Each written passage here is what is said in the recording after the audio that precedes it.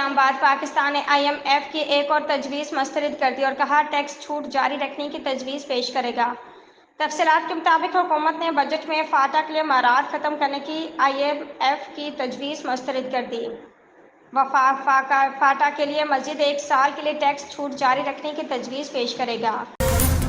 Beijing دنیا کی سب سے بڑی solar manufacturing company Longi green energy technology کو پاکستان میں پلاٹ لگانے کی دعوت دے دی گئی۔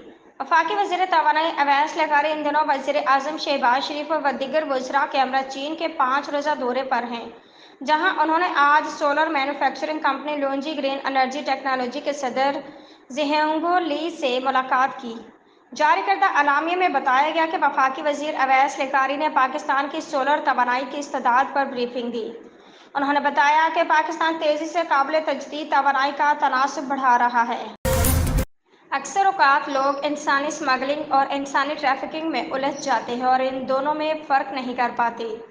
امریکی ادارے ICE کے مطابق ہیومن اسمگلنگ اور ہیومن ٹریفکنگ 2 ایسے جرائم ہیں جو بہت مختلف ہیں اور ان دونوں کے درمیان فرق کو سمجھنا ضروری ہے۔ ہیومن ٹریفکنگ استحصال کی وہ شکل ہے جس میں مردوں، عورتوں یا بچوں سے جبری مشقت لی جاتی ہے یا تجارتی سطح پر جنسی کاروبار میں ان کا استعمال کیا جاتا ہے۔ مریض صدر مسلم لیگ نون نواز شریف نے بانی PTI کو مذاکرات میں بڑی رکاوٹ قرار دے دیا۔ تفصیلات کے مطابق صدر مسلم لیگ نون نواز شریف سے اراکین سینیٹ کی ملاقات کا احوال سامنے آ گیا۔ ذرائع نے بتایا کہ پارٹی صدر سے لیگی ارکان سینیٹ کی ملاقات میں مذاکرات کا معاملہ زیر بحث آیا، جس پر نواز شریف نے بانی PTI کو مذاکرات میں بڑی رکاوٹ قرار دے دیا۔